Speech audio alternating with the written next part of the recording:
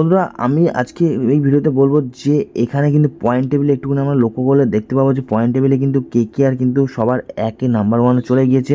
আর এখানে রাজস্থান রয়্যালস কিন্তু 2-এ আছে, বাট রাজস্থান রয়্যালস কি পারবে 2-এ থাকতে?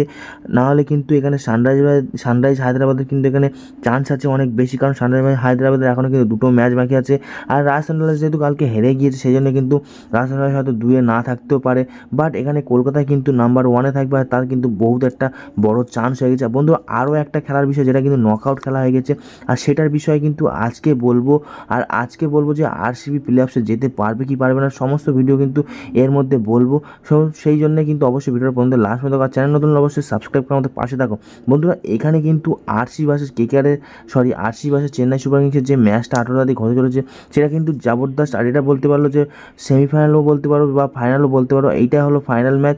যেহেতু এখানে বিরাট কোহলি বা এখানে মহেন্দ্র সিং ধোনি কে থাকবে নাম্বার পয়েন্ট টেবিলের মধ্যে, সেদিক দিয়ে দেখতে গেলে কিন্তু এখানে যদি আরসিবিকে জিততে হয় তাহলে কিন্তু আরসিবিকে 21 রানে হারাতে হবে, মানে 21 রান বাকি থাকতে কিন্তু ম্যাচটা জিততে হবে। আর এখানে আরেকটা চান্স আছে যে 18 ওভার 3 বলের মধ্যে তারা রানটা তুলে দিতে হবে, তাহলে কিন্তু আরসিবি এখানে প্লে অফসের মধ্যে ঢুকে যাবে। আর খালি এই চান্সটা নেই, আরও 3 নম্বর চান্স যেখানে কিন্তু সানরাইজ হায়দ্রাবাদ 2টো খেলা বাকি আছে, সেখানে যদি 2টো ম্যাচই হেরে যায় সানরাইজ হায়দ্রাবাদ তাহলে কিন্তু আরসিবি কিন্তু এখানে এই পয়েন্টগুলোর যে 1 নম্বর বা 2 নম্বর পয়েন্টগুলো সেগুলো কিন্তু দরকার হবে না, এমনি কোয়ালিফাই করে যাবে। তো সেইটা কিন্তু অসম্ভব যে সানরাইজ হায়দ্রাবাদ 2টো ম্যাচে 2টোই হেরে যাবে, বাট এই দুটো হতে পারে যে চেন্নাইকে হারিয়ে কিন্তু আরসিবি এখানে কোয়ালিফাই করতে পারে।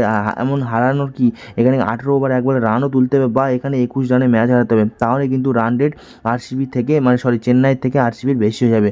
তো তোমরা বলো কমেন্ট বক্সে কে যাবে, মহেন্দ্র সিং ধোনি, চেন্নাই সুপার কিংস নাকি বিরাট কোহলি আরসিবির টিম? তোমরা কারা গেলে মানে কোন টিম গেলে খুশি হবে সেটা কিন্তু অবশ্যই কমেন্ট বক্সে জানাতে ভুলবে না। আমি এখানে কলকাতা চলে গেছি, এখন কোনো চাপ নেব না।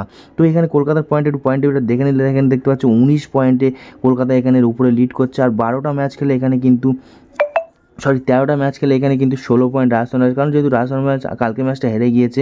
আর এখানে চেন্নাই পয়েন্টটা দেখতে পাচ্ছ, চেন্নাই কিন্তু এখানে 13টা ম্যাচ খেলে কিন্তু 14 পয়েন্টে আছে।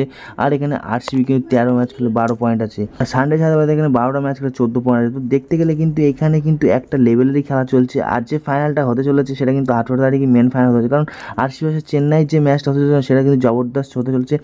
আর এইটাতে কিন্তু এই আইপিএলে কিন্তু এই ম্যাচটাতে কিন্তু সবাই দেখবে আর চকাচক স্টেডিয়াম ভরা থাকবে। তোমরা কিন্তু অবশ্যই কমেন্ট জানাতে ভুলবে না কার তোমরা সাপোর্ট করছো, কোন টিম প্লে অফসে যাবে।